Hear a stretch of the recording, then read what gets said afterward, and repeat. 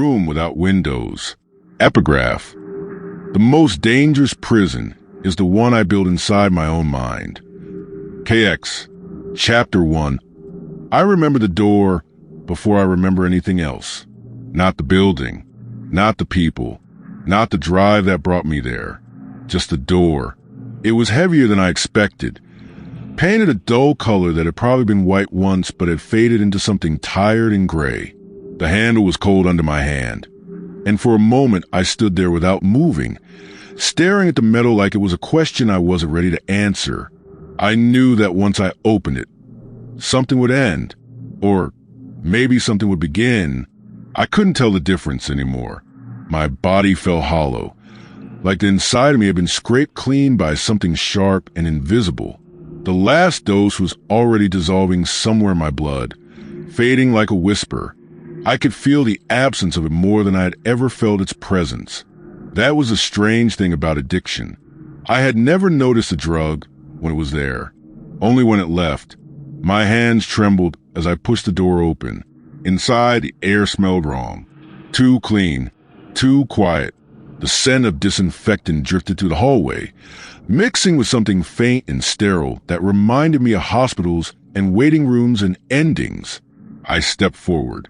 The door closed behind me with a sound that felt permanent. For a moment, I stood there and listened to the silence. It was thick, not the peaceful kind of silence, not the quiet that comes with sleep or early mornings. This silence had weight. It pressed against my chest and sat in my lungs like something alive. I wanted to turn around. That thought came quickly, almost instinctively. I imagined walking back through the door, stepping into the parking lot, getting into the car, driving somewhere familiar, somewhere dim and loud and numb, somewhere I didn't have to think. But I didn't move. I had already run out of places to hide. A voice came from somewhere down the hallway, soft, calm, controlled. I couldn't remember what it said, only that it belonged to someone who sounded like they had done this many times before, someone who had seen people like me arrive with the same shaking hands and hollow eyes. I nodded when they spoke to me, even though I barely understood the words. My brain felt slow, like it was moving through water. They asked questions. Name, age, history. I answered automatically. Each answer felt like a small confession, something I had avoided saying out loud for years. I noticed a chair in the corner of the room and sat down without being told. My legs felt unreliable, like they might disappear if I stood too long. The room had no windows. That was the first thing I noticed once I sat still. Just walls. White walls. Smooth and empty. No decorations, no pictures, nothing that could distract the mind from itself. I stared at them for a long time. Eventually, the person across from me asked a question I hadn't expected. Why are you here? The words floated in the air between us. Simple question. Impossible answer. I could have said 1,000 things. I could have talked about stress, about pressure, about mistakes, about bad choices and bad nights and bad years that blurred together until I could barely remember where one ended and the next began. But none of those things were the truth. The truth was uglier. The truth was that I had slowly disappeared inside my own life. I had watched it happen in pieces. One compromise, one excuse, one more time. I had told myself that I was still in control. That lie had lasted longer than it should have. By the time I realized it wasn't true, the damage had already spread everywhere. So instead of explaining any of that, I just said the simplest thing I could. I don't want to die like this. The words surprised me as soon as they left my mouth. I hadn't planned to say them, but once they were spoken, I couldn't take them back. The person across from me nodded slowly, like they had heard that sentence before. Maybe they had. Maybe every person who walked through that door eventually said something similar. A quiet admission, a final surrender. My hands were shaking more now. Withdrawal had started creeping in, slow and patient. It always began in small ways. Restless fingers, tight muscles, a cold that lived beneath the skin. Soon it would grow worse. I knew the pattern.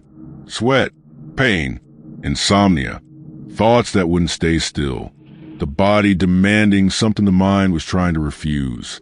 I leaned back a chair and closed my eyes.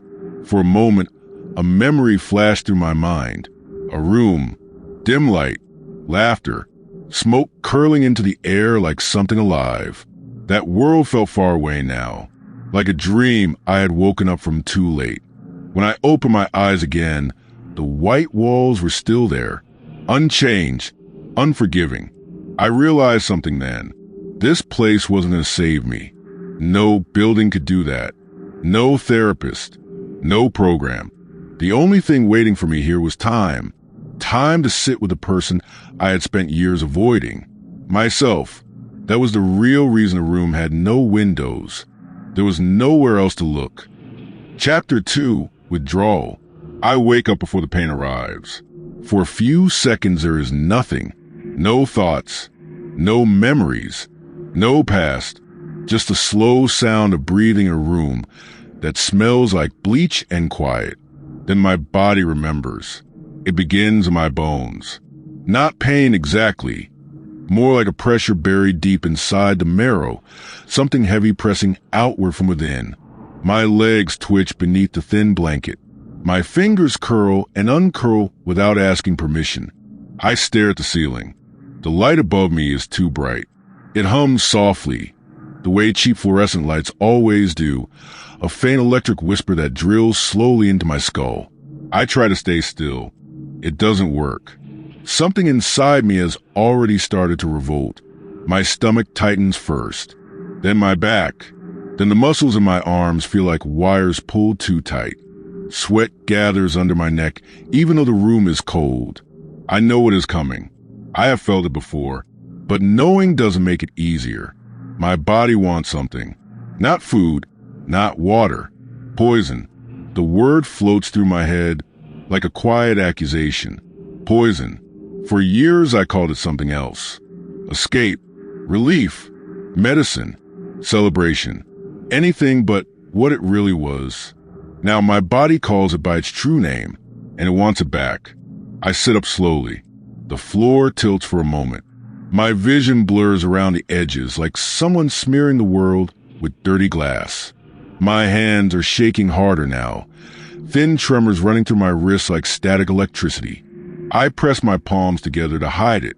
It doesn't help. The shaking moves deeper.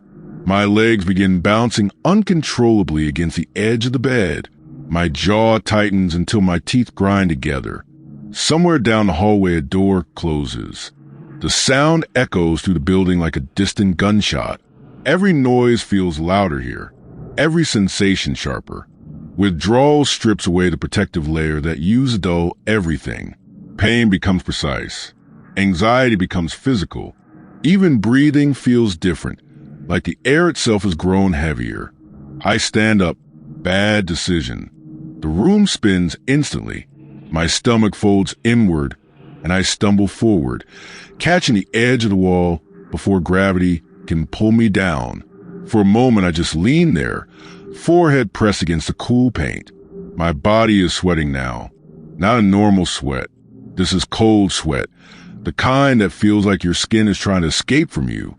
I close my eyes. A memory flashes behind them. A small bag. A lighter. The quiet ritual I used to know by heart. The way my hands never shook back then. The way relief used to arrive so quickly. The thought crawls into my mind slowly, almost politely. Just one more time. It whispers instead of shouting. Just enough to stop this. Just enough to breathe again. My brain begins constructing the fantasy automatically. I imagine walking out of the building, finding a ride, finding the familiar streets, finding the quiet places where the night never asks questions. The image grows vivid, dangerously vivid. I open my eyes quickly, like someone waking from a nightmare. No, the word forms silently in my head. No, my body doesn't agree. Another wave hits me harder this time. My stomach twists violently, and I rush toward the bathroom before I can think about it.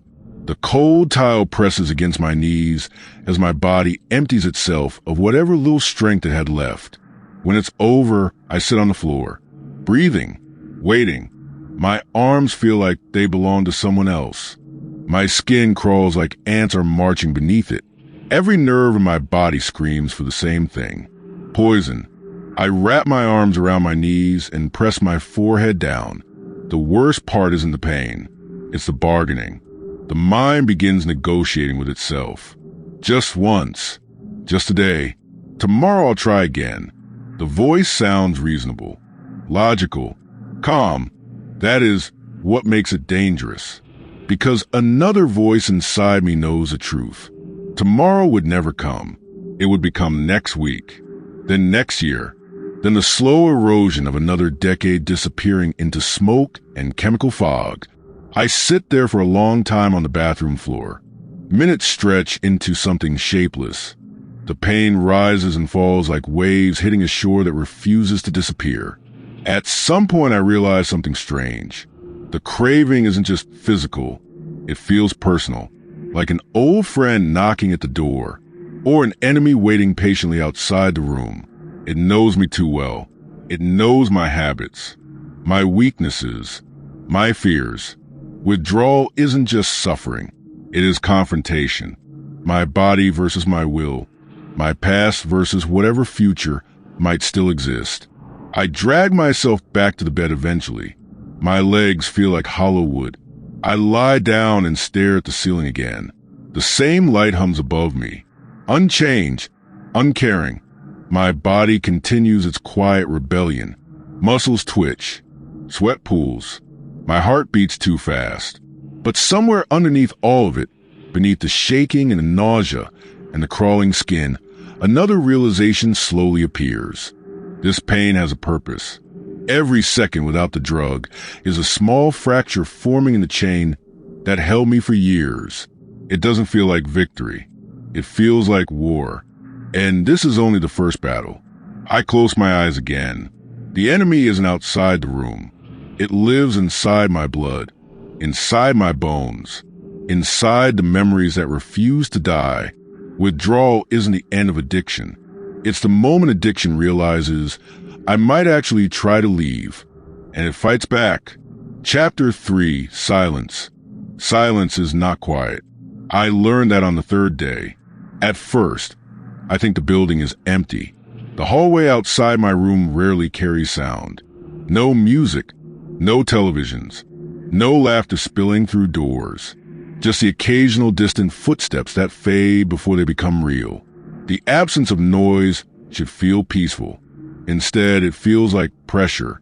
I sit on the edge of the bed and listen. My breathing is too loud. My heartbeat is louder. I try lying down.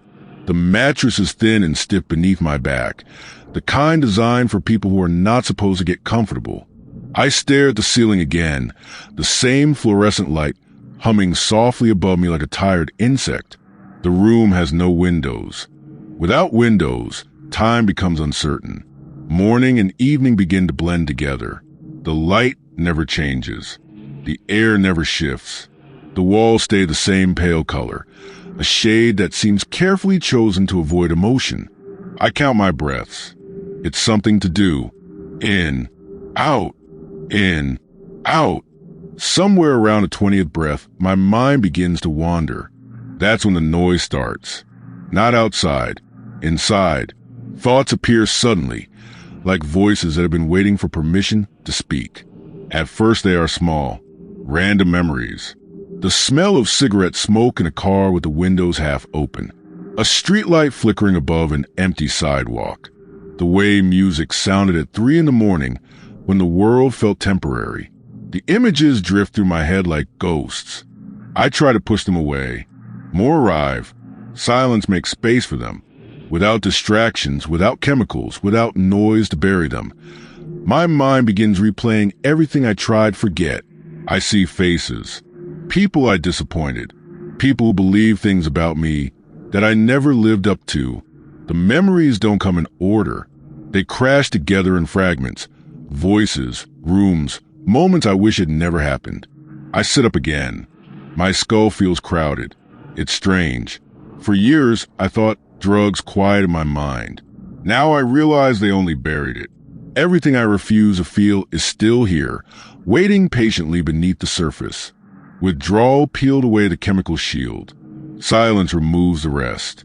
I walk to the sink and splash cold water across my face. It doesn't help. When I look at my reflection in the small mirror above the sink, I barely recognize the person staring back. My eyes look older than I remember. Not physically older, just tired in a way that sleep cannot fix. I study that face for a long moment. The stranger in the mirror studies me back. I wonder when that happened. When did I stop recognizing myself? Maybe the change was gradual. Maybe it happened slowly across years of bad decisions, nights that stretched too long, mornings that began too late. Or maybe the person I used to be disappeared all at once, and I simply didn't notice. The silence grows heavier. I sit back down on the bed. My thoughts keep moving. Now they become questions. Why did I start? That one appears first. It sounds simple, but the answer refuses to settle into one shape. Part of me says curiosity. Part of me says escape. Part of me says boredom. But none of those explanations feel complete. Addiction never begins with honesty. It begins with small lies. Just tonight. Just this once. Just to relax. Each lie feels harmless by itself, but they stack on top of each other until the truth disappears beneath them. I close my eyes. More thoughts push forward. Memories of nights that blurred into mornings. Conversations I barely remember having. The slow erosion of responsibility. I remember the moment when the habit stopped being something I chose and started becoming something I needed. That transition was quiet. There was no dramatic moment, no alarm, just a slow realization that my life had begun orbiting around something small and destructive. The silence in the room deepens, and with it, the noise inside my skull grows louder. Regret, guilt, questions that circle endlessly without answers. I try to slow my breathing again. In, out, in, out. The exercise works for a moment. Then another memory arrives. This one is sharper. A night when someone looked at me with disappointment, so clear it didn't need words. I remember pretending not to notice, pretending everything was fine, pretending control still belonged to me. I sit there for a long time with that memory. The silence makes it impossible to escape. Eventually, I realize something unsettling. The noise in my head isn't punishment. It's honesty. For years, I lived surrounded by distraction. Music, voices, substances that blurred the edges of every thought. Now there is nothing between me and myself. No escape routes. No anesthesia. Just silence. And inside that silence, the truth becomes impossible to ignore. I lean back against the wall and close my eyes again. The thoughts keep moving. They always will. That is the nature of a mind left alone with its history. Silence doesn't remove the noise. It reveals it. And the longer I sit here, the clearer it becomes. The loudest thing in this room is me. Chapter 4, Fragments. Memory doesn't return all at once. It comes back in pieces. Small pieces first. I sit on the edge of the bed with my elbows resting on my knees, staring at the floor while the silence continues pressing against my skull. The room hasn't changed. The walls remain pale and indifferent. The air still smells faintly of antiseptic. But something inside me has started shifting. The mind, left alone long enough, begins opening drawers it kept locked. Fragments slip out. I don't invite them. They arrive anyway. The first memory is harmless. I see sunlight. Real sunlight. Not the artificial glow of the fluorescent light above me, but the warm kind that spills across pavement in the late afternoon. I remember sitting outside somewhere years ago, leaning back against the wall with a drink in my hand. Back then the world still felt wide. Back then I believed I had time. The memory fades quickly. Another one replaces it. Music, loud enough to shake the walls of a small apartment. The room filled with bodies and smoke and careless laughter. I remember the feeling of belonging in that chaos, the strange comfort of standing in a crowded room where nobody expected anything from me except the next drink, the next story, the next reckless decision. That life had a rhythm. Fast, loud, temporary. I remember thinking it would last forever. It didn't. The fragments begin coming faster now. Faces. I see people I once knew clearly. Some of them smiling. Some of them worried. Some of them looking at me with the quiet patience people reserve for someone they hope will eventually change. I wonder where they are now. I wonder when they stop waiting. My chest tightens slightly. Another fragment appears. This one darker. A night where everything went wrong. I remember arguing with someone whose voice I can still hear even though the words have faded. I remember anger that felt justified at the time. I remember walking away before conversation ended. That was something I became very good at. Walking away. Leaving situations unfinished. Leaving people confused. Leaving damage behind me like broken glass. The fragments shift again. Now I see the first time I used. It's strange how clearly that moment returns. Not dramatic. Not desperate. Just curiosity wrapped in confidence. I remember thinking I understood exactly what I was doing. I remember believing I was smarter than addiction. The arrogance of that belief almost makes me laugh now. Almost. Because the truth is simple. I didn't fall into addiction all at once. I walked toward it slowly. One step, then another. Each step small enough to ignore. Each step easy to justify. The fragments show me those steps. Late nights turning into early mornings. Plans canceled because I felt too tired to show up. Phone calls ignored. Responsibilities quietly abandoned. None of it seemed catastrophic at the time. But looking back now, the pattern becomes obvious. My world began shrinking. Friends became fewer. Obligations became heavier. And the only thing growing larger was the space addiction occupied inside my life. Another fragment arrives. A mirror, not the one in this room. An older one, hanging crooked above a sink somewhere else. I remember staring into it one night, noticing how thin my face looked under the yellow light. For a moment, I had almost recognized the problem. Almost. Then I turned away. Denial is a powerful anesthetic. I rub my hands together slowly. They're steadier now than they were during withdrawal, but the faint tremor still exists beneath the surface. My body remembers. My mind remembers too. Fragments continue surfacing. A missed birthday. A promise broken. A conversation where someone asked if I was okay, and I laughed instead of answering honestly. Those moments feel heavier now. Not because they were dramatic, because they were quiet.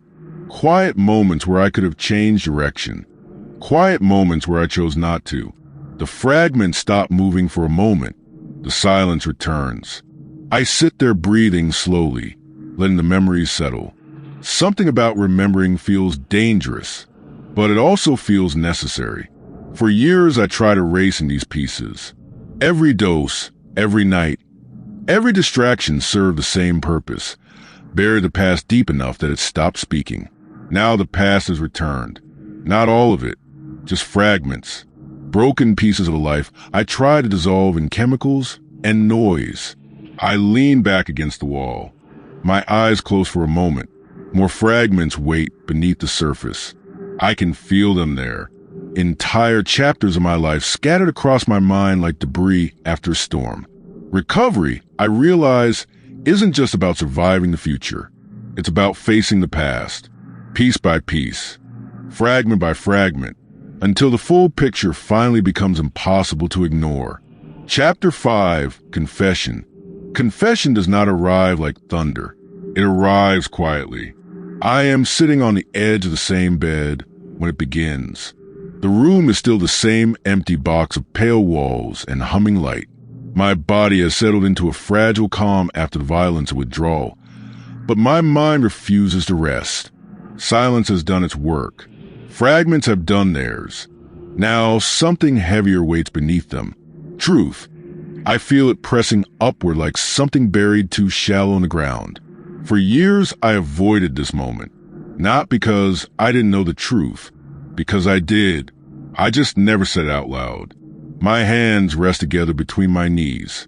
The faint tremor has faded, but my fingers still move slightly, as if remembering a rhythm that used to guide them.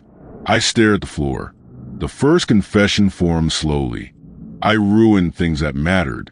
The sentence sits there in my head, simple and sharp. No excuses attached. No explanations. Just the fact of it. For a long time, I blamed circumstances. Stress, pressure, the environment, the people around me. I had an entire vocabulary built out of reasons that sounded convincing when spoken quickly enough. But alone in this room, those reasons collapse. The truth underneath them is simpler. I chose the drug. Again, and again, and again. Each time I believed I was still in control. Each time I told myself the damage was temporary. I close my eyes. Memories shift behind them like dark water. I see the people I lied to, not dramatic lies. The quiet kind. The kind that sound harmless when spoken but slowly rot the foundation of trust. I'm fine. I'll handle it. I'll stop soon. Every sentence a delay. Every delay another step deeper into the same hole. My chest tightens slightly. Another confession rises. I hurt people who cared about me. That one feels heavier, because I can see their faces. The disappointment. The concern that slowly hardened into distance. I remember conversations where someone asked if I needed help. I remember how quickly I rejected the idea. Pride is a strange thing. Even while losing control of my life, I refused to admit weakness. Admitting the truth would have meant admitting fear. And fear was something I didn't know how to hold. So instead I hid. Chemicals made hiding easier. They blurred the edges of guilt. They softened regret just enough that I could pretend it didn't exist. But the emotions never disappeared. They only waited. Now they return. Another truth surfaces. I wasn't escaping pain. I was escaping responsibility. That realization lands harder than the others, because it exposes something deeper than addiction. Cowardice. There were moments when I knew things were going wrong. Moments when I could have stopped. Moments when I could have chosen something different. But change requires effort. It requires discomfort. It requires a willingness to face consequences instead of postponing them. Addiction offered something easier. Temporary numbness. Temporary forgetfulness. Temporary distance from the person I was becoming. I inhale slowly. The air feels heavier now. Confession is exhausting. Another thought pushes forward. I betrayed myself. That sentence surprises me. For years, I believed the damage was directed outward, toward relationships, opportunities, responsibilities. But sitting here now, I realize the deepest damage happened inside. I abandoned the person I could have been. I traded potential for relief. I traded time for escape. I traded parts of my future for moments that disappeared the instant they ended. The room feels smaller. Or maybe I'm finally seeing it clearly. Confession strips away illusion. There is nothing heroic about addiction. Nothing romantic. It is simply erosion. Slow, quiet, relentless. I lean back against the wall and stare at the ceiling again. The fluorescent light continues humming above me, unchanged by anything happening inside my head. I speak the final confession silently. I did this, not the circumstances, not the people around me, not the world. Me. The word sits heavily in the quiet room, but something strange happens after it settles. For the first time since arriving here, I feel a small shift inside my chest. Not relief, not forgiveness, just clarity. Because if I cause the damage, then maybe piece by piece, I can face what comes next. Confession doesn't fix anything. It simply removes the last place left to hide. Chapter 6. The Mirror. The mirror hangs above the sink like a witness. Small, square, unimpressed. I avoid it at first, not deliberately. I just move around the room without looking up, wash my hands, drink water, sit on the edge of the bed again, stand up, sit down, pace 2 slow steps across the floor. But eventually there is nowhere else in my eyes to go. The room is too empty. Silence pushes me toward it. I walk to the sink and rest my hands against the cold porcelain. For a moment, I look at the faucet instead, watching a single drop of water gather at the tip of the metal before falling into the basin. Then I lift my head. The face staring back at me feels unfamiliar, not completely foreign, just altered, like a photograph that has faded over time. My eyes are the first thing I notice. They look deeper set than I remember. Shadows gather beneath them like bruises that never quite healed. The skin around them carries a dull exhaustion, the kind that sleep doesn't fix. I lean closer. My reflection leans closer too. For a long time, I study the person in the mirror the way someone might examine a stranger across a room. Curious, suspicious, trying to recognize something familiar, but recognition comes slowly. The cheekbones are sharper now, the jaw tighter. My expression carries a tension I don't remember learning. Years of chemicals carve themselves into the structure of my face. The realization lands quietly. Addiction leaves fingerprints everywhere, not just in memory, in bone, in skin, in the way a person holds themselves when they think no one is watching. I turn my head slightly, studying the angles. This is what time looks like when it is wasted. Not dramatic, just gradual erosion. The reflection blinks. I blink with it. For a strange moment, I feel like I am observing someone else entirely. Someone who made decisions I would never make. Someone who allowed things to spiral out of control. Someone weak. But the illusion doesn't last. Because the mirror doesn't lie. The person in front of me is not a stranger.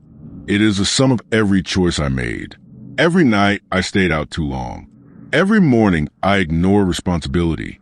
Every moment I chose numbness instead of clarity. I watched my own eyes for a long time. There is something inside them that wasn't there before. A heaviness. Not sadness exactly. More like awareness. Awareness of damage. Awareness of consequences. Awareness of the distance between the person I once imagined becoming and the person standing here now. I grip the edge of the sink. The porcelain presses cold against my palms. A memory surfaces, suddenly.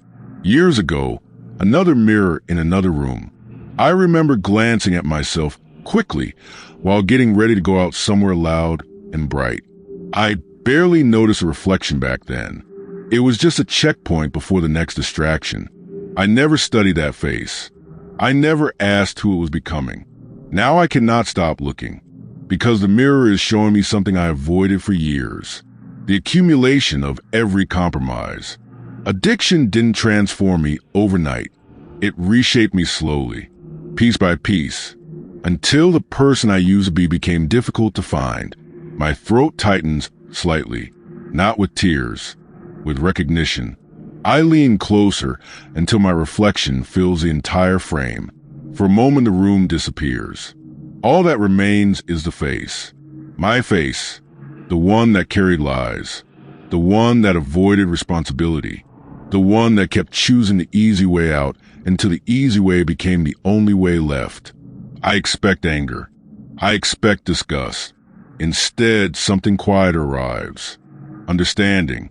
Because the person in the mirror isn't just a result of addiction. It is a result of fear. Fear of failure. Fear of disappointment. Fear of confronting parts of myself I didn't want to see.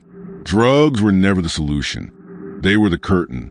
They allowed me to perform a version of myself that looked functional enough from the outside, but the performance ended here. In this room, under this light, with nowhere left to look except directly at the truth, I straighten slowly. The reflection straightens with me. For the first time since I arrived, I don't turn away immediately. I keep looking. Not because I like what I see, because I need to remember it. Recovery begins with recognition, and recognition requires honesty. The mirror doesn't forgive. The mirror doesn't comfort. It simply shows the person I became. And this time, I don't look away. Chapter 7, Isolation. The building is never empty. I learned that quickly. Voices travel through the walls sometimes. Low conversations in the hallway. Footsteps moving slowly from one room to another. The faint clatter of dishes somewhere far away. Doors open. Doors close.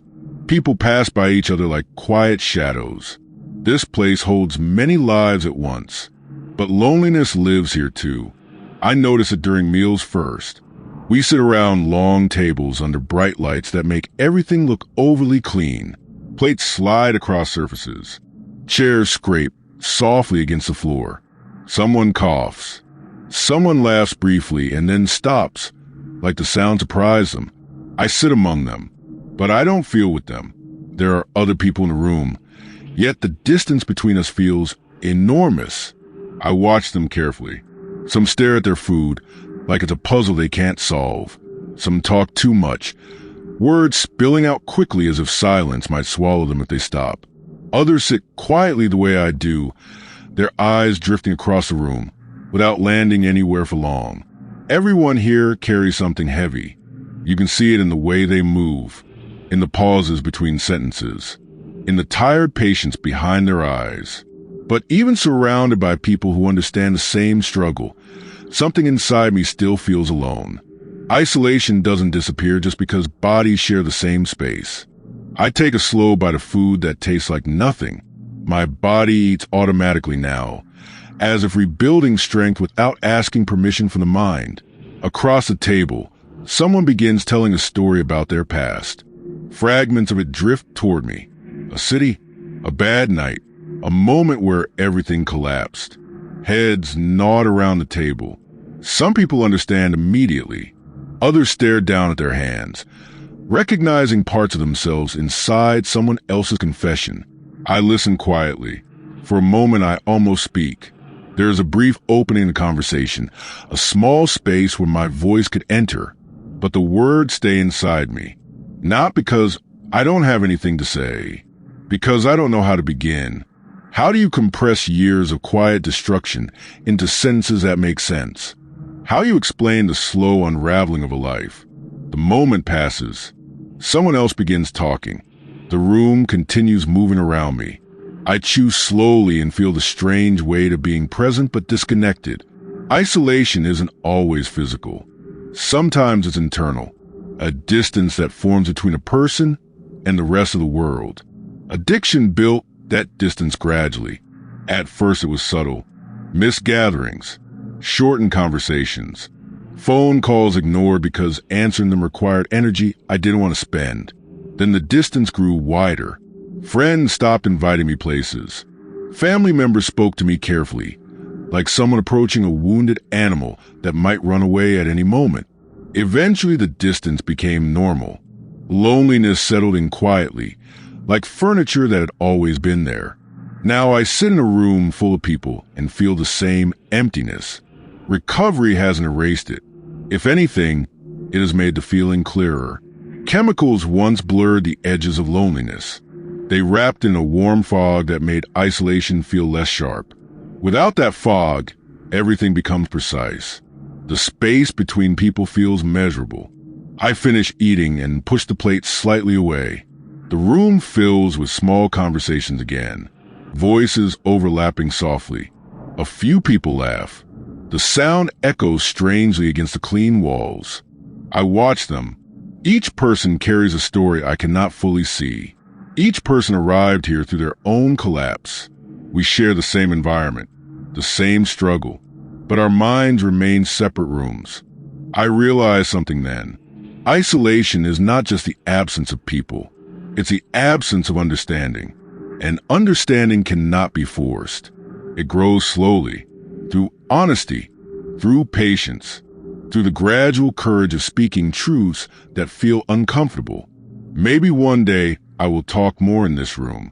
Maybe one day the distance between my thoughts and my voice will shrink. But today I remain quiet, not because I want to be alone, because I am still learning how to exist beside others without hiding behind the person I used to be. For now I sit among them, a body in the room, a mind still wandering through its own empty corridors. Chapter 8. Shame. Shame arrives differently than guilt. Guilt feels sharp, immediate, a reaction to a specific moment. Shame is slower. It spreads quietly through memory until it touches everything. I feel it most strongly at night. The building becomes quieter after dark. Conversations fade. Doors stop opening and closing. Even the light seems softer, as if the place itself is trying not to disturb the people inside it. But my mind becomes louder. I lie awake staring at the ceiling, and the inventory begins. Not written, not organized, just a slow procession of moments marching through my skull. Damage. That is the word that keeps returning. Damage left behind like footprints across years I barely remember living. The first thing I inventory is time. Time I cannot recover. Entire seasons blur together into one long stretch of chemical fog. Nights that dissolved into mornings without meaning. Weeks spent chasing something that disappeared the moment it arrived. I think about how easily I spent those hours. As if time were infinite. As if the future would always wait patiently for me to return to it. Now I understand the cost. Time doesn't wait. It moves forward quietly while we pretend we have control over it. I turn slightly on the bed. The sheets feel rough against my skin. Another piece of the inventory surfaces. Trust. That one hurts more. Trust is fragile.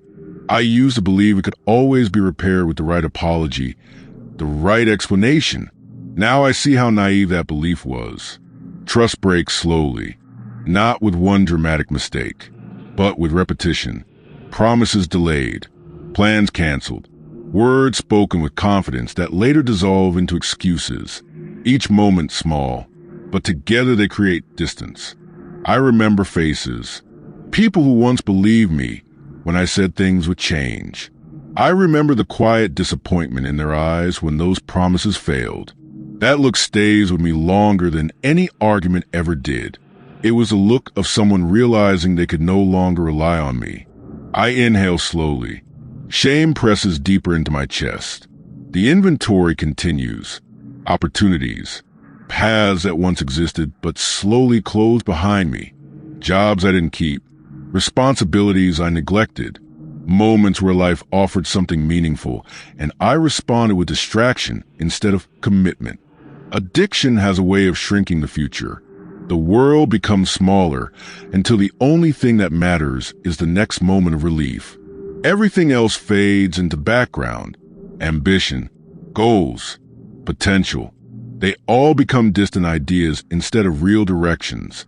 I sit up slowly. The room feels darker now even though the light hasn't changed. My hands rest against my face. The inventory moves further inward. I examine the person I became. Not just the actions, the character beneath them. I see avoidance, cowardice, a pattern of running away from difficulty instead of confronting it. That realization sits heavily inside me because addiction didn't just damage my circumstances. It shaped my identity. For years, I became someone who avoided truth, someone who postponed responsibility, someone who allowed temporary comfort to outweigh long-term consequences. Shame thrives in that recognition, but something unexpected appears beside it. Clarity. The inventory is painful, but it is also precise. For the first time in years, I am seeing the full cost of my decisions without distraction. No chemicals to soften the edges. No noise to bury the truth. Just memory. Just honesty. I swing my legs slowly off the bed and sit there in the quiet room.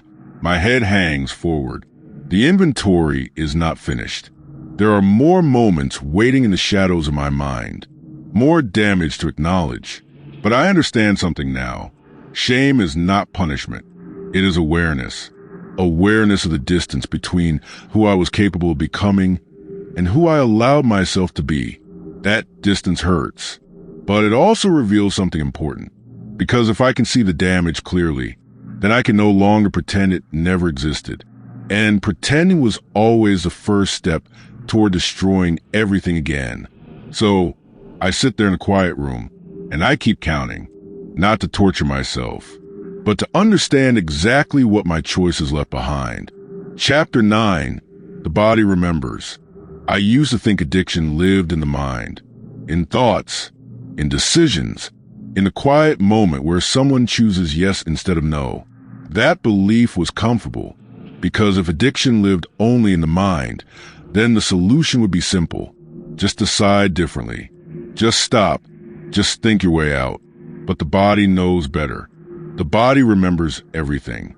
I notice it one morning when I wake up before the light hums itself fully awake. My eyes open slowly, and for a moment there is calm. My breathing moves in a slow rhythm. My muscles feel loose in the quiet stillness. Then something shifts. Not a thought, a sensation. My chest tightens slightly, the way it used before I reach the next dose.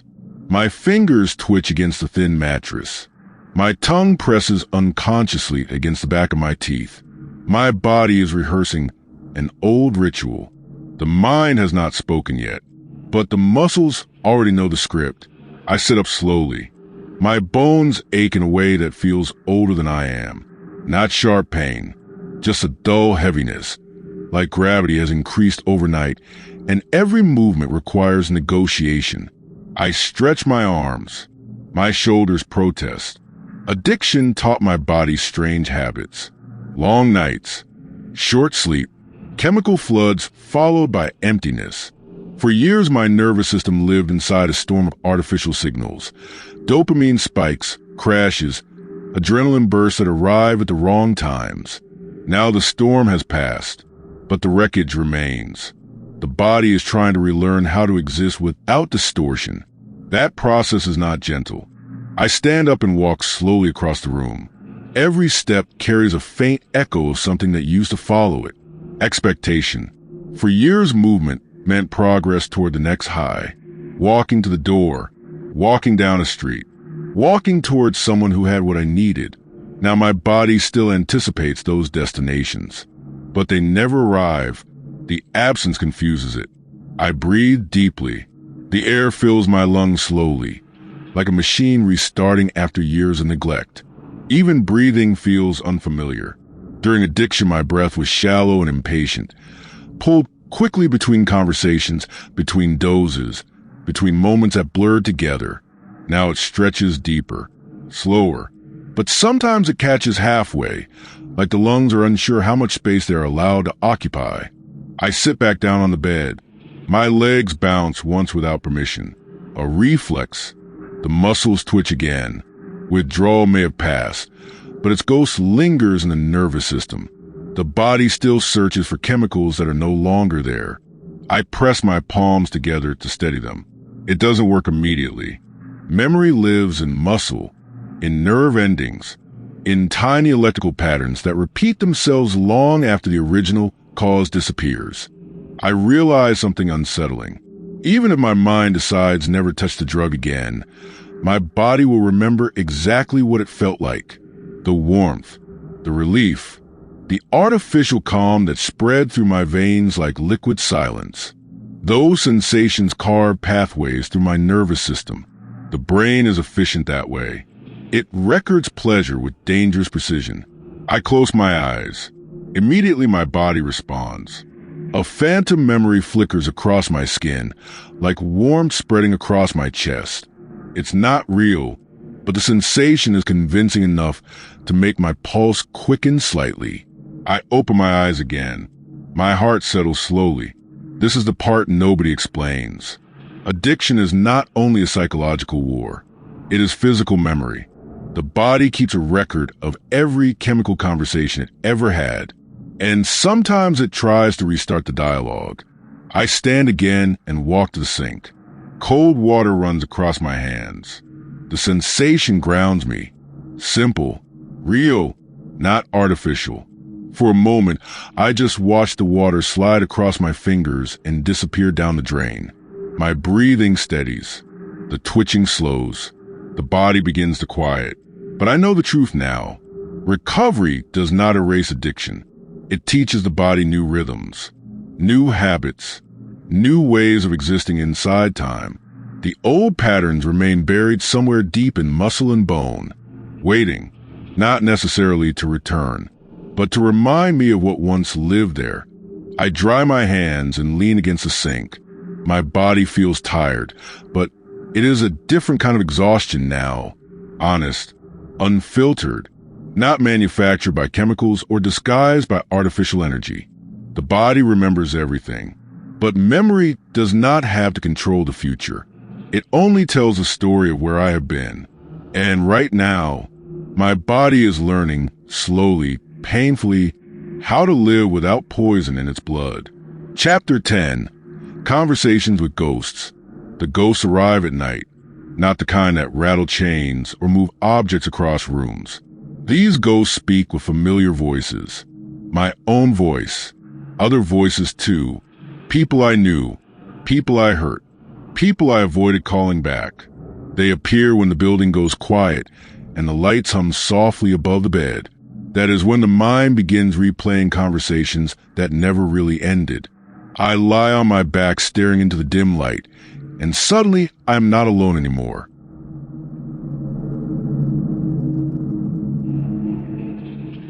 A memory sits beside me. You said you would stop. The voice comes from somewhere years behind me. Calm, tired, patient in the way people become when they've repeated the same sentence too many times. I turn my head slightly on the pillow. In the darkness of memory, I can see the room where that conversation happened. The table between us. The way I lean back in the chair, pretending confidence. I had said. I remember how easy the words came out. Like they meant something. Like promises were simple things. Now the ghost of that moment waits for an answer. I whisper into the empty room. I tried. The voice in my head laughs quietly. Not cruel, just knowing. No, it says, you postponed. The truth lands harder because it's accurate. I close my eyes, hoping the memory will fade. Another ghost steps forward. This one is younger, a version of myself from years ago, before everything became complicated. He looks at me the way someone studies a stranger who ruined their life. What happened to you? I want to explain. I want to describe how slowly everything changed.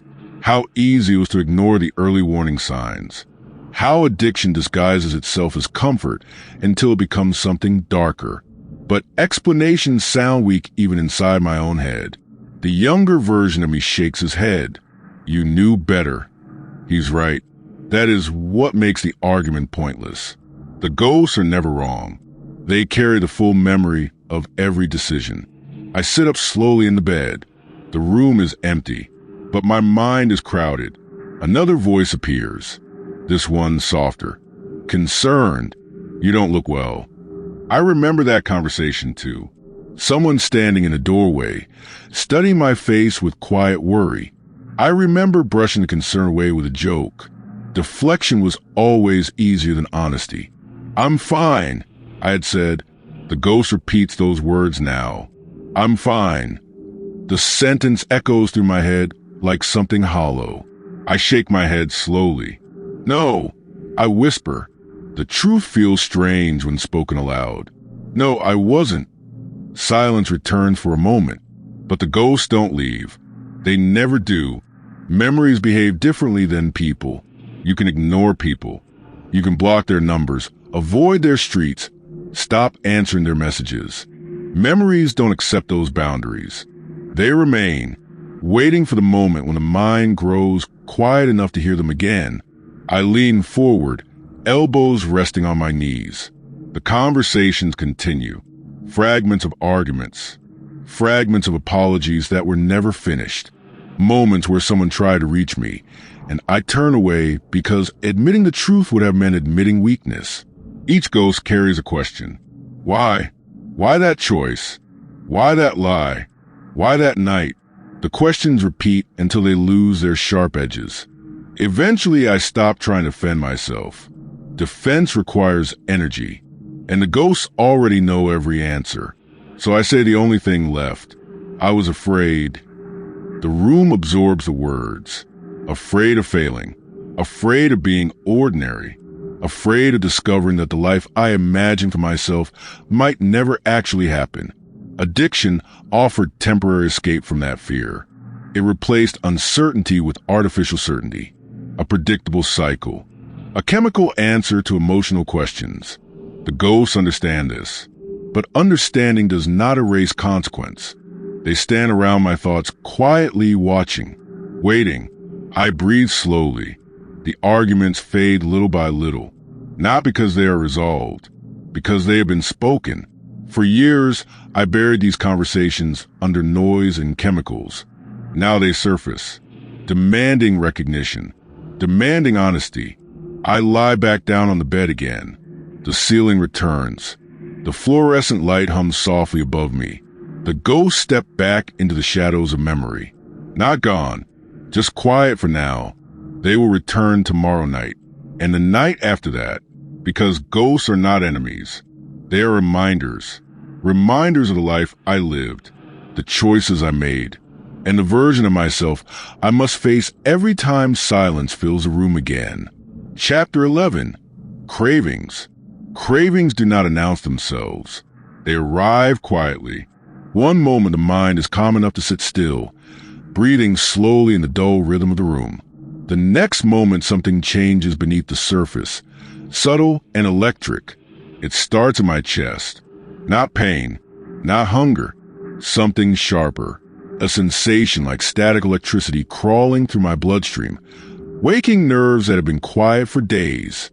My muscles tighten slightly, as if preparing for movement before my mind understands why.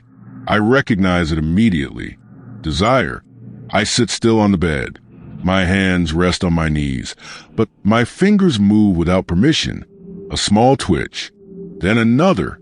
Cravings do not begin as thoughts. They begin as signals. The body sending quiet messages to brain. Something is missing. Find it. I inhale slowly. The air enters my lungs and leaves again, but it does nothing to calm the sensation building inside my chest. My heart beats a little faster now. Not panic. Anticipation. That is the dangerous part. The body remembers pleasure more vividly than pain. Years of chemical reward carved deep pathways inside my nervous system. Each dose taught the brain a simple lesson. Relief is possible and it can arrive quickly. Now the brain repeats the lesson, even though the substance is gone. My tongue presses against my teeth unconsciously. My jaw tightens. The room suddenly feels smaller. I stand up. Bad idea. Movement makes the sensation stronger. Energy rushes through my arms like restless electricity. My legs want to walk somewhere, but there is nowhere to go. Cravings are movement without destination. A surge of urgency searching for an exit. I pace slowly across the room. 3 steps. Turn. 3 steps back. The fluorescent light hums above me, indifferent to the storm building inside my blood. The mind finally joins the body. A thought appears. Just imagine it. The image forms instantly. The ritual, the preparation, the quiet moment before the chemical warmth spreads through the veins like artificial peace. My body responds immediately. My pulse jumps. My mouth goes dry. I stop pacing and lean against the wall. Cravings are not polite. They invade every system at once. Muscle memory, chemical memory, emotional memory. All of them whisper the same suggestion. Relief is still possible. The thought is seductive because it contains truth. Relief will be possible. Temporary, artificial, but powerful enough to silence everything inside me. I close my eyes. For a moment, the craving grows stronger. Without the distraction of sight, the sensation spreads deeper through my body. My arms feel restless. My skin feels too tight. Every nerve seems to vibrate with the same quiet message. Use. The word pulses through my mind like a heartbeat. Use. I breathe again. Slow. Deliberate. In. Out. Cravings have a strange rhythm. They rise like waves. Sharp. Urgent. Convincing. But waves also collapse. If nothing feeds them, I stay still. The electricity continues crawling beneath my skin. Seconds stretch longer. The craving argues with me. It tells stories. You deserve relief. You've suffered enough. One time won't destroy everything. The logic sounds reasonable. Cravings always speak with calm voices. Desperation would make them easier to reject. Instead, they whisper patiently. I open my eyes again. The room is exactly the same. Walls, bed, sink, light humming above me. No drugs, no escape, just time. I stand there and let the craving exist. Not fighting it, not feeding it, just observing the sensation moving through my body. Slowly the electricity begins to fade. The pulse in my chest eddies. My muscles loosen slightly. The storm retreats the same way it arrived. Quietly, the absence of the craving feels strange, almost empty. I sit back down on the bed. My breathing slows again. The silence returns. But now I understand something important. Cravings are not commands. They are echoes of every chemical conversation my brain once had. Echoes that will return again. Tomorrow, next week, maybe years from now. But echoes only survive if they are answered. Tonight, I let the silence answer for me. Chapter 12, Resistance. Time behaves differently during resistance. Minutes stretch. Seconds become visible. I sit on the edge of the bed staring at the floor, and the only objective that exists in the entire world is simple. Survive the next hour, not the next week, not the next year, just 60 minutes. The craving from earlier has not disappeared completely. It lingers somewhere in my nerves like the faint aftershock of a storm. My body is calmer now, but there is still tension beneath the surface. A quiet pressure. Waiting. Cravings are patient. They circle the mind the way predators circle something wounded, looking for weakness, looking for the moment when exhaustion becomes stronger than discipline. I lean forward slightly and clasp my hands together. My fingers press into each other hard enough to leave marks. Physical sensation helps. Something real. Something immediate. The mind wants to wander back toward the same dangerous images. The ritual, the relief, the warmth spreading through blood like liquid silence. I interrupt the thought before it finishes forming. No, the word echoes inside my skull. Not dramatic, not heroic, just firm. I stand up. My legs feel restless again. Energy moves through them without direction. So I begin walking, 3 steps across the room. Turn, 3 steps back. The same narrow path again and again. It feels ridiculous. A grown person pacing inside a small room, like an animal that forgot how large the world used to be. But pacing gives the energy somewhere to go. Movement instead of surrender. My breathing grows deeper as I walk. In, out. The fluorescent light hums softly above me. The sound has become strangely familiar. A constant presence. Like the quiet witness to every small battle happening inside this room. I check the clock on the wall. 7 minutes have passed. 7. The number feels insulting. Resistance makes time crawl. I sit down again, then stand up immediately. Stillness invites thoughts. Movement disrupts them. The mind tries another strategy. It begins negotiating. You've already done well. You deserve a break. Nobody would know. The arguments arrive politely, reasonable, logical. That is what makes them dangerous. Addiction rarely screams. It persuades. I shake my head slowly. I would know. I whisper. The words sound small in the empty room, but they feel solid. My reflection in the small mirror above the sink watches me quietly. The same tired face from earlier. The same eyes that have begun noticing things they ignored for years. I walk to the sink and run cold water across my wrists. The sensation snaps my attention back into the present moment. Cold, sharp, real. I let the water run for a while. Then I shut it off. The silence returns again. 10 more minutes pass. Then another 10. The craving flickers once more inside my chest. A small surge of electricity, not as powerful as before, but still present. I sit with it, watching, breathing. The body wants action. The mind insists on patience. The conflict between them stretches time further. 30 minutes now. Half the hour survived. The number gives me a strange kind of strength. Progress. Small. Fragile. But real. I realized something then. Resistance is not dramatic. There is no music swelling in the background. No moment of heroic transformation. Just a person sitting alone in a quiet room, choosing the harder option again and again. Choice. That is the real battlefield. Each minute offers the same question. Continue or surrender? I look at the clock again. 45 minutes. The craving weakens slightly, like a fire running out of oxygen. My muscles relax little by little. The electricity fades. 55 minutes.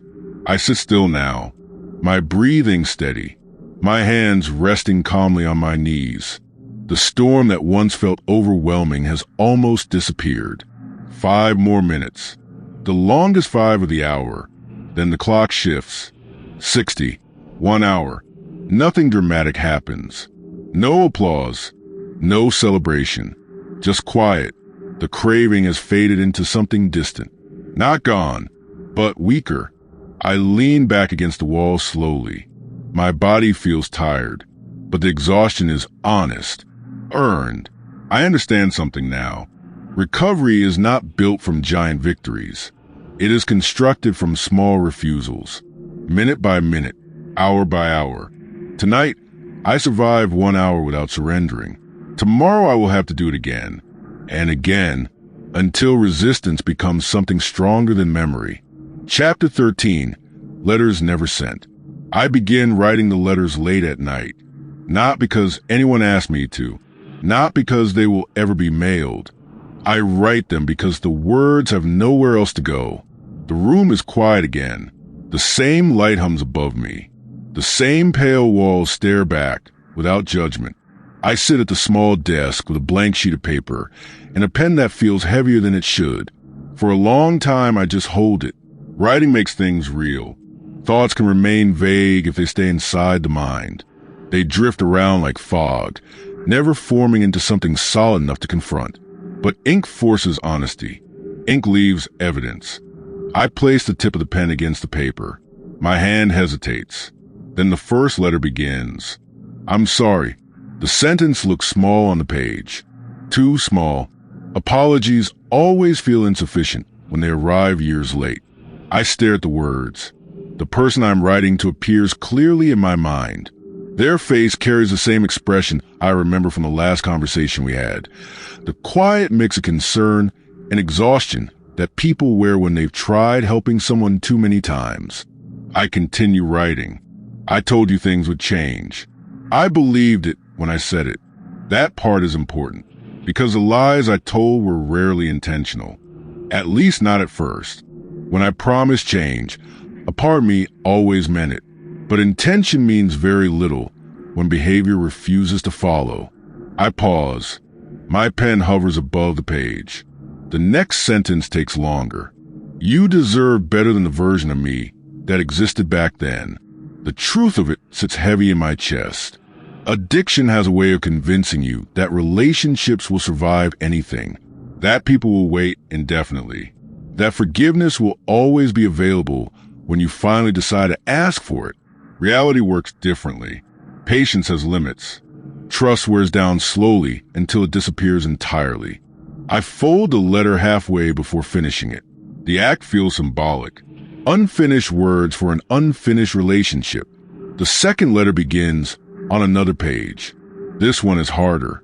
I write a name I haven't spoken out loud in a long time. The letters look strange together, like something from a past life. I know I disappeared. The memory behind that sentence is sharp. Missed calls, unanswered messages, weeks turning into months where communication faded until it became silence. I remember convincing myself that distance was easier, that avoiding the conversation would somehow protect both of us. In reality, it only deepened the damage. Avoidance always does. You tried to reach me. I chose not to answer. The confession sits quietly on the page. I breathe slowly before writing the next line. There is an excuse for that. The pen stops moving. Some truths don't require explanation. The third letter surprises me. I don't write it to someone else. I write it to the person I used to be, the younger version of me, the one who believed life would unfold differently. You had time. I pause. The sentence feels both honest and cruel. You had opportunities. You had people who believed in you. The memories behind those words come quickly. Early mornings filled with possibility.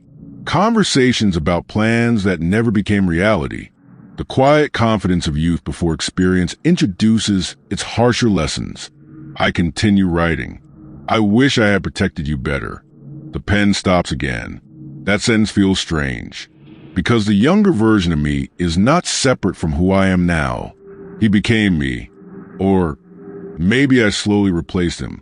I look at the 3 letters spread across the desk. None of them are finished. None of them will be sent, because apologies arriving years late rarely repair what time has already broken. But writing them still matters. Each sentence forces me to acknowledge the people who existed before addiction narrowed my world into something smaller. Each word reminds me that my actions did not happen in isolation. They rippled outward, touching lives that once moved beside mine. I fold the letters slowly. No envelopes, no addresses, just paper carrying truths that took too long to speak. Then I place them in the drawer beside the bed. They will stay there, unsent, unread, but no longer unspoken. Because sometimes the most important letters are the ones written only to remind ourselves of what was lost. Chapter 14, The Weight of Time. Pain moves fast. I learned that long before I arrived here. Pain arrives like a storm, loud, immediate, impossible to ignore. It tears through the body and the mind with urgency. When it comes, every second stretches under its pressure. Withdrawal was like that. Cravings too. They rise suddenly, demanding attention, demanding action, demanding relief. Pain does not wait. Recovery does. That is the part nobody explains clearly. I notice it one afternoon while sitting on the bed with nothing to do except watch the slow movement of the clock on the wall. The building is quiet again. Most days here become collections of small routines. Meals, brief conversations, long periods of silence. Time moves differently inside those routines. Not faster, slower, almost stubbornly slow. I watch the second hand move across the clock face. One tick, then another. The sound is soft but relentless, like a quiet reminder that the world outside this room continues moving even while I remain here. I used to think healing would feel dramatic, like waking up one morning and realizing the darkness had disappeared, like flipping a switch. But recovery is not dramatic. It is gradual, uncomfortably gradual. Pain, on the other hand, is immediate. Addiction offers that same immediacy. Relief could arrive within minutes, sometimes seconds.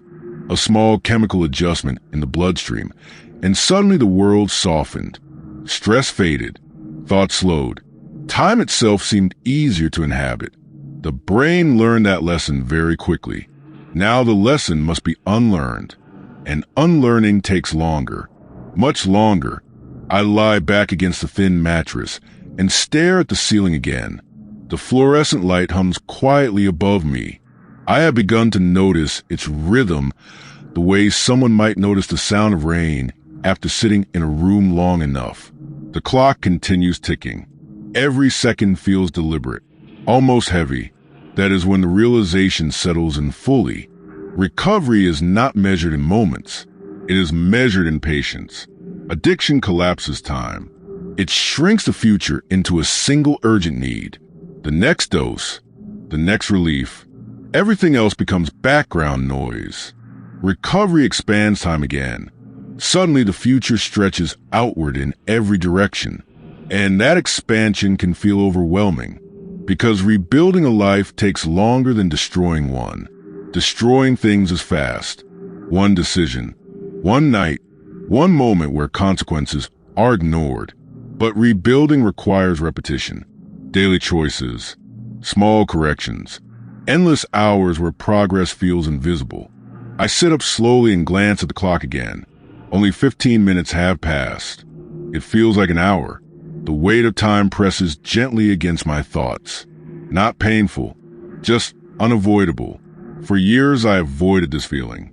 I filled empty hours with distraction, noise, chemicals, movement, anything that prevented me from noticing how long time really is. Now I feel every minute, every quiet stretch of the day, every small space where my mind has nothing to do except exist. At first the experience felt unbearable. Now it feels different, still uncomfortable, but also honest. Time is not rushing anymore. It is simply moving at the pace it was always meant to move. Slow, patient, unimpressed by human urgency. I walk to the small windowless wall and rest my hand against a cool surface. The building holds many people going through the same process, different stories, different histories, but the same long conversation with time. We are all learning the same difficult lesson. Recovery cannot be rushed. The body heals slowly, the mind even slower. Trust, both from others and from myself, may take years to rebuild. That truth should feel discouraging. Instead, it feels strangely grounding, because for the first time in a long while, I am not trying to outrun time. I am sitting inside it, feeling its full weight, letting it pass 1 second at a time. Pain moves fast. Recovery moves slowly. But slow things have a different kind of strength. They last. Chapter 15, The Long Corridor. Days stop feeling like days. They become something else. A corridor. Long, narrow. Repeating. I realize this slowly. At first, I keep track of time carefully. I count mornings, count meals, count the number of nights I fall asleep staring at the same pale ceiling. Each day feels separate, like pages in a notebook, but after a while the pages begin sticking together. Morning arrives the same way every time. My eyes open before the light becomes fully bright. The body wakes slowly, stiff and slightly sore, as if the mattress has been quietly negotiating with my spine all night. For a moment there is nothing, just a faint sound of breathing in a room that never changes. Then the mind turns on, and the corridor begins again. I sit up, my feet touch the floor. Cold, the same cold every morning. Routine replaces urgency here. I move through the first minutes of the day without thinking. Wash my face, drink water, sit on the edge of the bed again. Each movement feels practiced, like steps memorized long ago.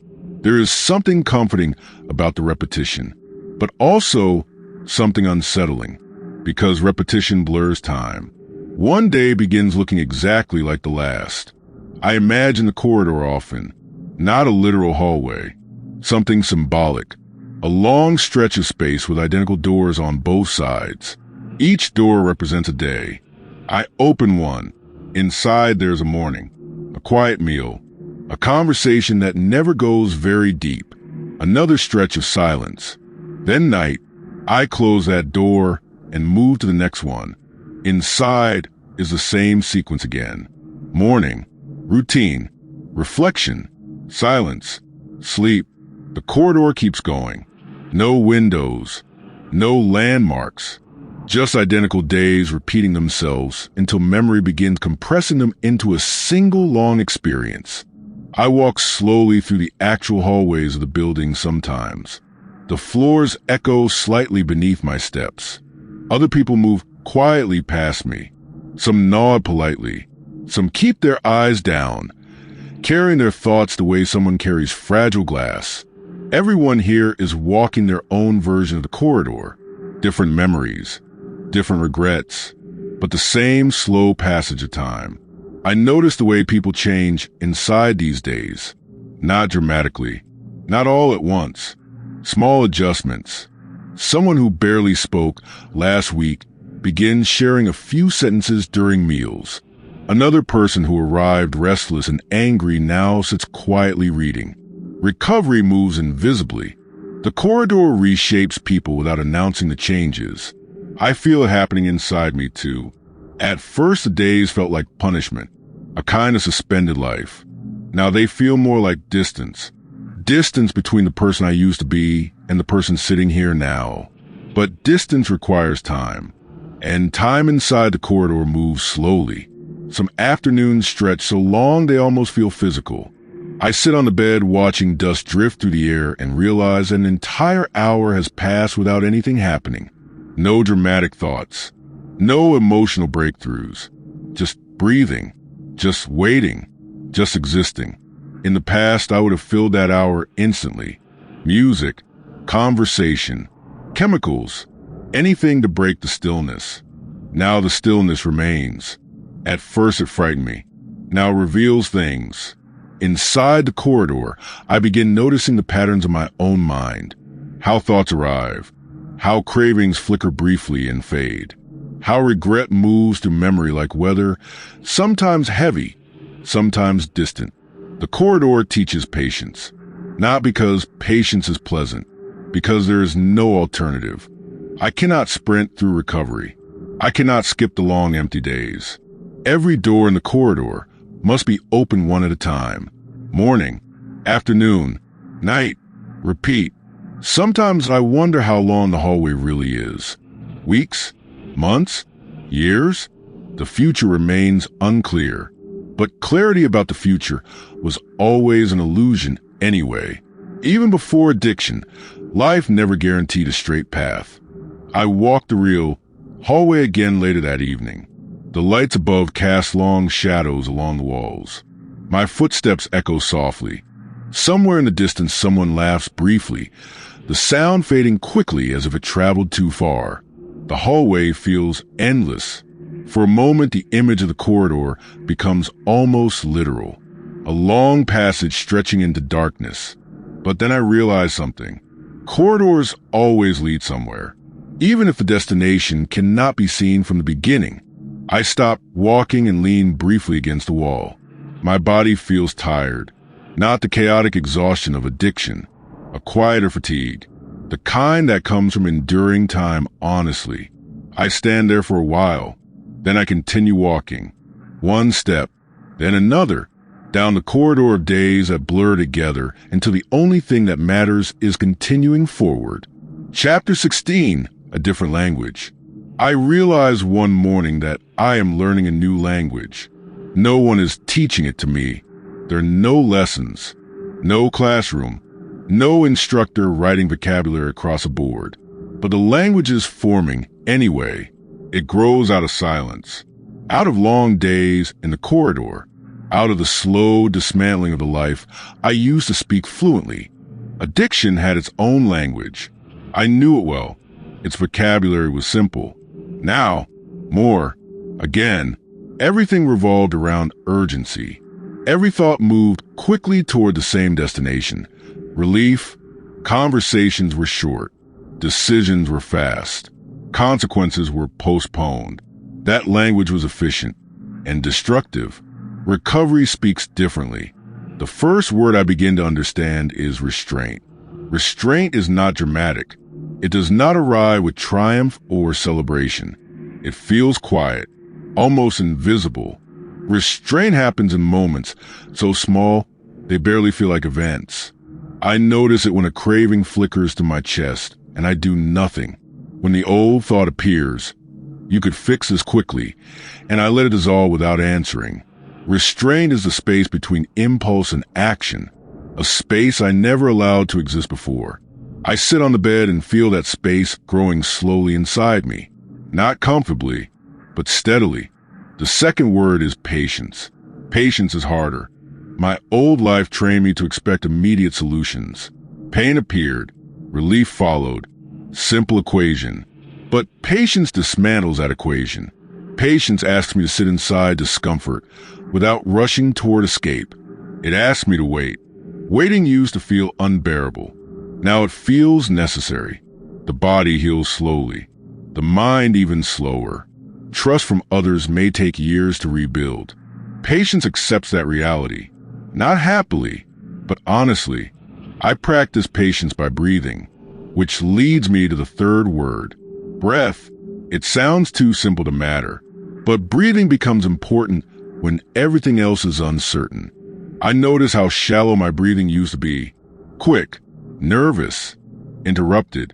Addiction compresses breath the way it compresses time. Now I sit quietly and inhale slowly. Air fills my lungs completely, then leaves just as slowly. Each breath feels deliberate, a reminder that survival is happening one small moment at a time. Inhale, exhale, nothing dramatic, just existence continuing. The language keeps expanding. I begin noticing other words forming quietly. Stillness, the ability to sit with thoughts without immediately reacting to them. Honesty, the willingness to recognize uncomfortable truths instead of disguising them. Endurance, the quiet strength required to walk the corridor days without giving up halfway. These words are not exciting. They do not feel heroic, but they hold something my old vocabulary never offered. Stability. Addiction was fluent in chaos. Recovery speaks the language of steadiness. I walked down the hallway later that day. My footsteps echo softly along the floor. The same corridor, the same doors, the same slow passage of time. But something inside me has shifted. I am beginning to understand how survival works here. Not through intensity, through repetition, restraint, patience, breath, again, restraint, patience, breath, again, a different language. One that does not promise instant relief, only the quiet possibility of continuing forward. And for the first time in a long while, continuing forward feels enough. Chapter 17, Reconstruction. Destruction is quick. I know that now. It happens in decisions that take seconds and consequences that unfold quietly afterward. A life can collapse without ceremony. One missed responsibility, one broken promise, one moment of escape repeated too many times. Reconstruction is different. It is slow, painfully slow. I begin noticing it in small ways first. One morning I wake up and realize my first thought is not about survival, not about cravings, not about the chemical absence in my blood. My first thought is simple. What should I do today? The question surprises me. For years, my days had a single direction. Everything revolved around the same center, the same hunger, the same endless pursuit of relief. Life narrowed into one purpose until everything else faded into background. Now the center is gone. What remains is space. At first, that space felt terrifying. Now it feels like possibility. I sit on the edge of the bed and study my hands. They look the same as they did months ago, but they feel different. Steadier, less restless. The body is rebuilding itself quietly beneath the skin. Cells repairing damage. Nerves relearning calmer rhythms. Muscles no longer fueled by artificial chemicals. Physical reconstruction happens automatically. The deeper reconstruction is harder. Identity. For a long time, I defined myself through addiction. Not intentionally, but gradually. The habits shaped my days. The cravings shaped my decisions. The secrecy shaped my relationships. Eventually, the addiction became part of the person I believed myself to be. Now that identity is dissolving. But what replaces it? That question follows me through the long corridor days. I start answering it slowly, piece by piece. Reconstruction begins with small actions. I show up for conversations instead of avoiding them. I listen when someone speaks instead of waiting for an opportunity to escape. I sit with discomfort instead of rushing toward distraction. Each action feels minor in isolation, but together they form something larger. Structure. Addiction destroyed structure. Recovery rebuilds it quietly. I begin forming routines. Wake up, eat, walk, think, write, sleep. The pattern repeats. At first it feels mechanical, but routines create stability, and stability allows something new to grow. Trust in myself. That trust is fragile. I broke it many times before. Every promise I failed to keep became another crack in the foundation. Now I rebuild it carefully. I make smaller promises. Promises I know I can keep. Stay present today. Breathe through the next craving. Tell the truth when someone asks a difficult question. Each promise completed becomes a small brick in the structure of a new self. I walk through the hallway later that afternoon. The corridor still stretches long and quiet, but it no longer feels endless. Each step feels deliberate. Each day feels like a small piece of construction. I realized something important then. Reconstruction does not mean returning to the person I was before addiction. That person is gone. Time has moved forward. Experience has changed me. The goal is not restoration. It is transformation. The self I am building now is unfamiliar, more cautious, more aware of my own weaknesses, more patient with the slow pace of growth. This version of me carries scars, memories of destruction that will never fully disappear. But scars are not the same as wounds. They represent healing, evidence that damage existed and that survival followed. I stop walking and rest my hand against the wall. The surface feels cool beneath my palm. For the first time since arriving here, I imagine the future without fear immediately following the thought. The image is unclear, uncertain, but it exists, and that is enough. Because reconstruction does not require certainty. Only effort, only time, only the quiet decision to keep building something new from the ruins of the life I destroyed. Chapter 18, Outside Light. The day eventually arrives. I knew it would. Every corridor ends somewhere. For weeks, maybe months, time is blurred too much to measure accurately. The world existed only within these walls. Pale rooms, quiet hallways, the humming fluorescent light that never changed. Life became contained, reduced to breath and patience, and the slow repair of something broken. But the outside world never stopped existing. And now I am walking toward it. The hallway stretches behind me as I move toward the door at the end. My footsteps echo softly against the floor. I have walked this corridor hundreds of times, but today it feels different, heavier, more real, because this time I am not walking in circles. This time I am leaving. My hand rests briefly against the handle. Cold metal. The same sensation I remember from the day I arrived, but the meaning has changed. Back then the door felt like surrender. Now it feels like exposure. I push it open. Light spills through immediately. Not the artificial light I have grown used to. This is something brighter, less controlled. Sunlight spreads across the ground outside like liquid gold, sharp and unfamiliar after so long inside. For a moment, my eyes struggle to adjust. I step forward slowly.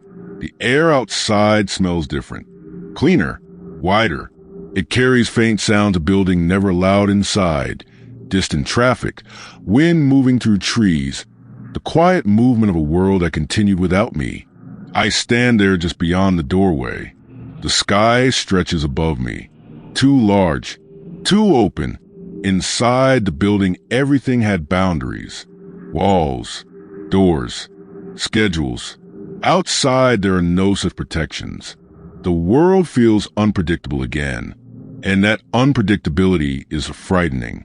I take a few steps forward. The ground beneath my feet feels strange, not physically different, just unfamiliar.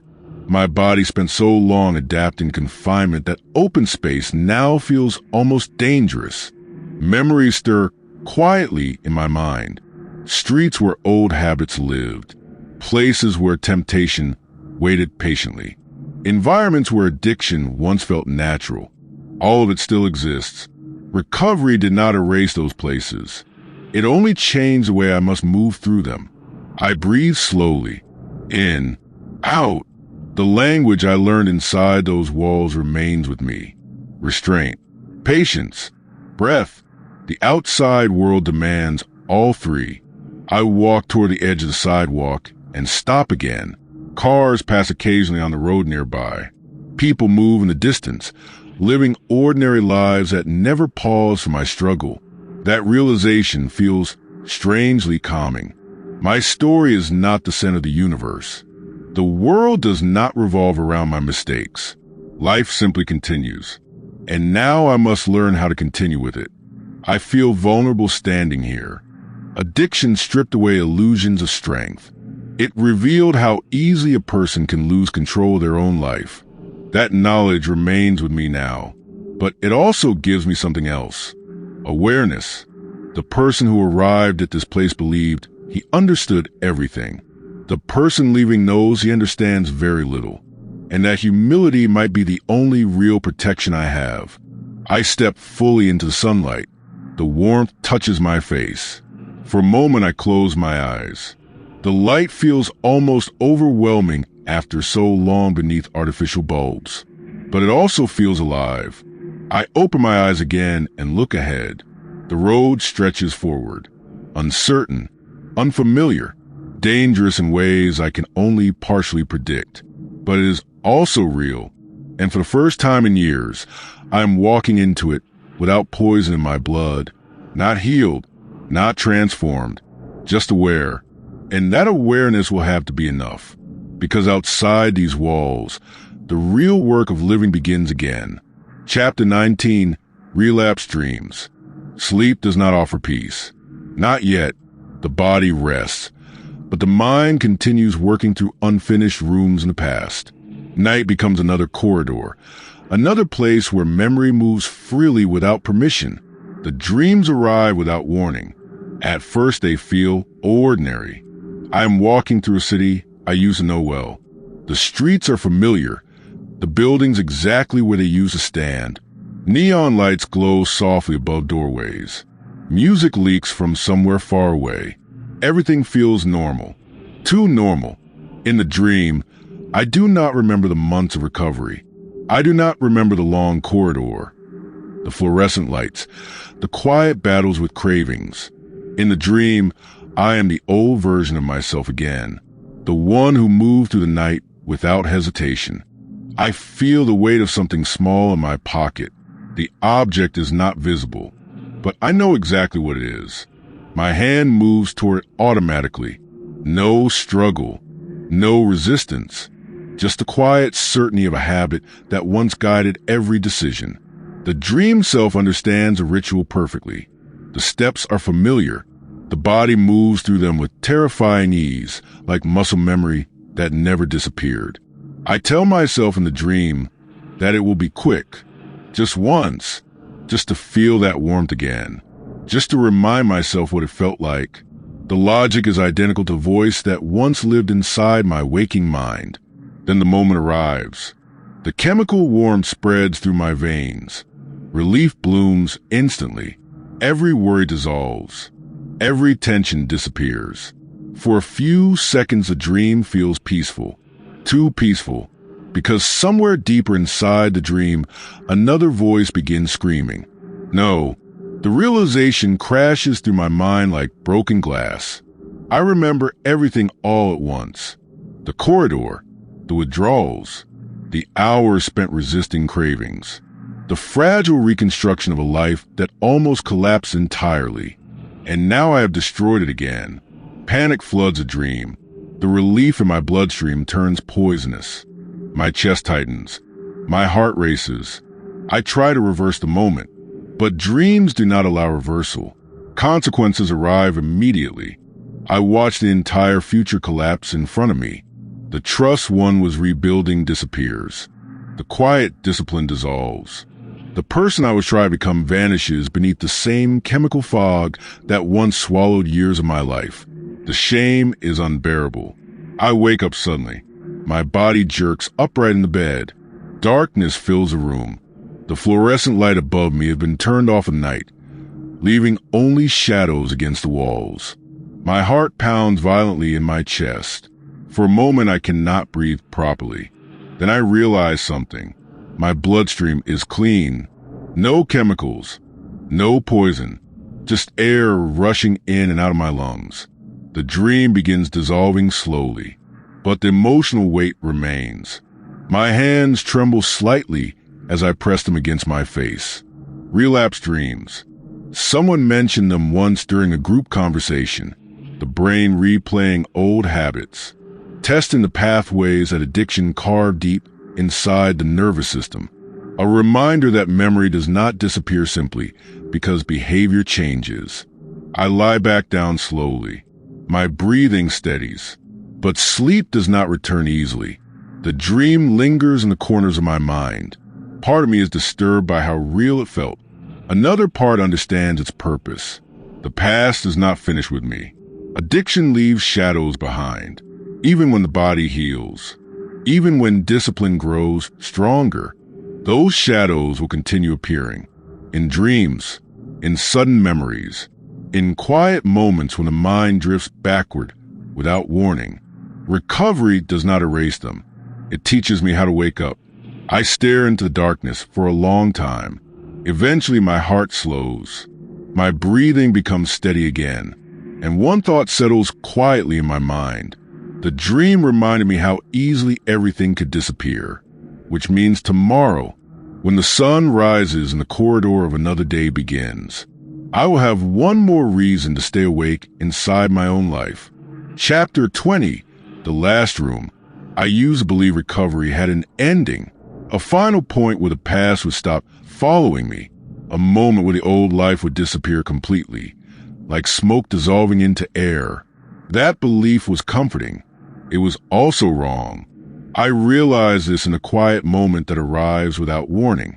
I am sitting alone again, different room, different day, but the same silence that once filled the first weeks of recovery. The outside world moves somewhere beyond these walls. Cars pass. People continue living lives that feel distant from mine. Inside the room, there is only thought and recognition. The person I used to be is not gone. Not really. I spent months believing reconstruction meant replacement, that if I worked hard enough, stayed disciplined enough, endured long enough, the old version of myself would eventually dissolve into nothing. But memory does not work that way. Identity does not work that way either. The past does not vanish. It becomes part of the structure. I lean back in the chair and close my eyes. Immediately I can see him, not as a ghost this time, not as a nightmare, just a presence inside my own mind. The old version of me, the one who chased relief through nights that never seemed to end, the one who made promises and quietly broke them, the one who believed escape was easier than responsibility. For a long time I treated him like an enemy, something to destroy, something to erase. But sitting here now, I understand something uncomfortable. He is still me, not the version I want to become, but a version that existed, a version that shaped everything that followed. Recovery did not kill him. It forced me to face him. The realization is unsettling at first, because it means the risk never disappears completely. The impulses that once guided my life are not erased from my brain. The pathways still exist somewhere beneath the surface, quiet but intact. Given the right circumstances, the right moment of weakness, they could wake again. That truth is frightening, but it is also necessary, because denial built the foundation of addiction. Honesty must build the foundation of recovery. I open my eyes and look around the room slowly. Every recovery journey eventually leads to this place. The last room, not a physical location, something internal. A room where illusions finally stop working, where a person must accept that the past will always exist inside them, not as a sentence, not as a prison, but as a permanent part of the architecture. The old self remains somewhere in the structure, not controlling the building, but never fully removed from it. I sit quietly with that understanding. It does not feel like defeat. It feels like responsibility. The old version of me will always exist as a possibility, which means a new version must remain awake. Every day, every decision, every quiet moment where the mind drifts back toward familiar patterns. Recovery is not the destruction of the past. It is the management of it. I stand up slowly and walk toward the door of the room. My hand rests against the handle for a moment. There is no dramatic feeling, no final transformation, just a quiet awareness settling deeper into my chest. The person I used to be is still somewhere inside me, but he is no longer the one holding the door. I open it and step forward anyway. Chapter 21, Ashes. Some endings do not look like death. There are no sirens, no funerals, no moment where the world pauses long enough to acknowledge what has disappeared. Some endings happen quietly, so quietly that the body continues walking afterward. I begin understanding this slowly, not as a sudden realization, more like a shadow growing clearer with time. I walk through a crowded street one afternoon. People move around me in quick, purposeful lines, talking, laughing, carrying bags, checking phones, living lives filled with small urgencies. From the outside, I look the same as them, a person moving forward, breathing, existing, but inside something is burned down. The old life, the old identity, the version of myself that once believed everything would eventually work out without effort.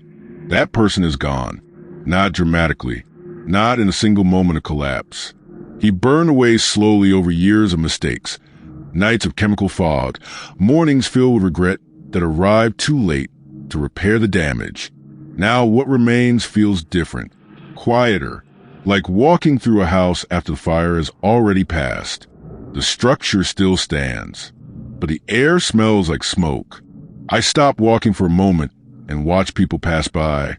They do not notice anything unusual about me. Why would they? From the outside, I am still alive, but internally, I understand something that cannot be easily explained. Some versions of ourselves die long before the body does. They dissolve through disappointment, through consequence, through the slow erosion of illusions that once made life feel simple. Addiction accelerated that erosion. It stripped away the comforting lies faster than most people ever experience. The lie that time is endless. The lie that mistakes can always be reversed. The lie that a person can outrun themselves forever. Those illusions burn down. And what remains after fire is ash. Ash is strange. It looks fragile, weightless, but it carries the memory of everything that once existed. I feel that memory inside me now. The person I used to be still exists in those ashes. The reckless confidence, the avoidance, the belief that escape could replace responsibility. All of it reduced to quiet residue. I keep walking. The street stretches ahead in the fading light of the afternoon. My reflection passes briefly across the glass of a store window. For a second, I see myself clearly. Not the person I was before. Not the person I imagined becoming. Just someone moving forward with a history burned into the structure of his mind. And I understand something important. Ashes are not only evidence of destruction. They are also what remains after something finishes burning. The fire is over. The damage cannot be undone. But the burning has stopped. That realization settles slowly in my chest. Because addiction felt like a fire that would never end. Now it has. The smoke lingers. The memory lingers.